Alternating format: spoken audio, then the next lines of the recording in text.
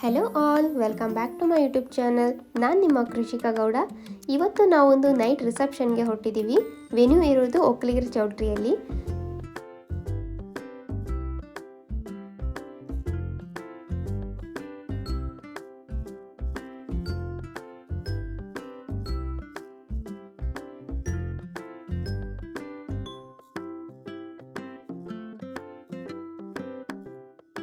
ಚೌಟ್ರಿ ಎಂಟ್ರಿನಲ್ಲೇ counters ಇತ್ತು.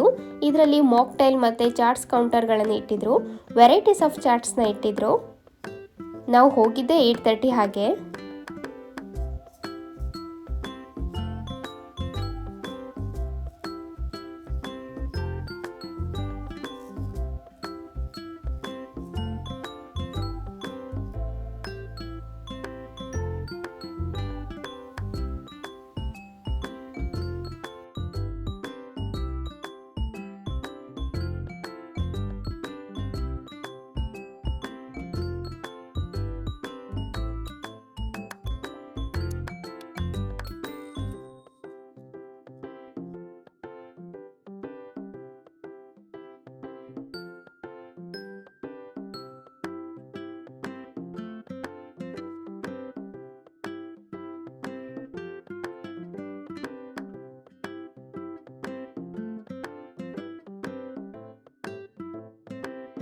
ಈಗ ಒಳಗೆ ಹೋಗ್ತಾ ಇದ್ದೀವಿ ರಿಸೆಪ್ಷನ್ ಹಾಲ್ಗೆ.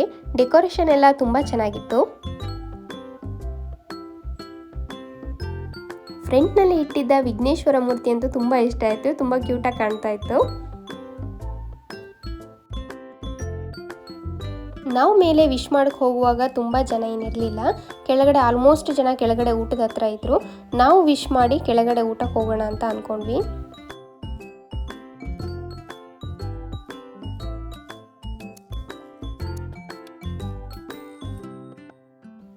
ಈಗ ಕೆಳಗೆ ಊಟದ ಹಾಲ್ಗೆ ಬಂದ್ವಿ. ಫಸ್ಟ್ ಎಂಟರ್ಗೆ ವಾಟರ್ ಮಿಲನ್ನಲ್ಲಿ ನೇಮ್ಸ್ನೆಲ್ಲ ಹಾಕಿ ಇಟ್ಟಿದ್ರು. ತುಂಬ ಚೆನ್ನಾಗಿ ಕಾಣ್ತಾ ಇತ್ತು. ಇಲ್ಲೆಲ್ಲ ಸಲಾಡ್ಸ್ನ ಇಟ್ಟಿದ್ರು.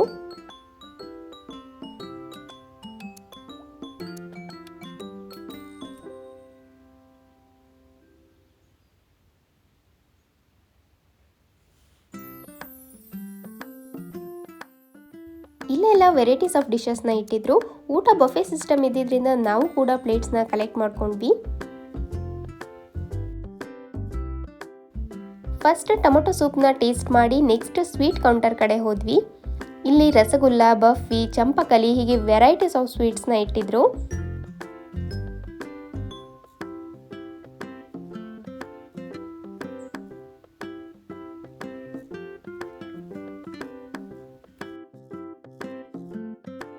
ಈಗ ಮೇನ್ ಡಿಶ್ ಕಡೆ ಹೋದ್ವಿ.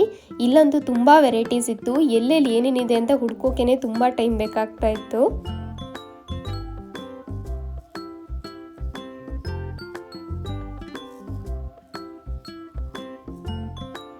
ನಾನಂತೂ ಯಾರ್ಯಾರ ಪ್ಲೇಟಲ್ಲಿ ಏನೇನಿದೆ ಅಂತ ನೋಡಿ ಹಾಕಿಸ್ಕೊಳ್ತಿದ್ದೆ. ಯಾಕೆಂದರೆ ಅಷ್ಟೊಂದು ಕನ್ಫ್ಯೂಸ್ಡ್ ಆಗಿತ್ತು.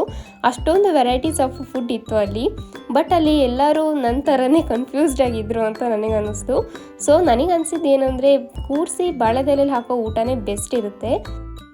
ನಾನು ತುಂಬ ಫುಡ್ನ ಟೇಸ್ಟ್ ಮಾಡೋಕ್ಕಾಗಲಿಲ್ಲ. ಟೇಸ್ಟ್ ಮಾಡಿದ್ದನ್ನ ಕ್ಯಾಪ್ಚರ್ ಮಾಡೋಕ್ಕಾಗಲಿಲ್ಲ.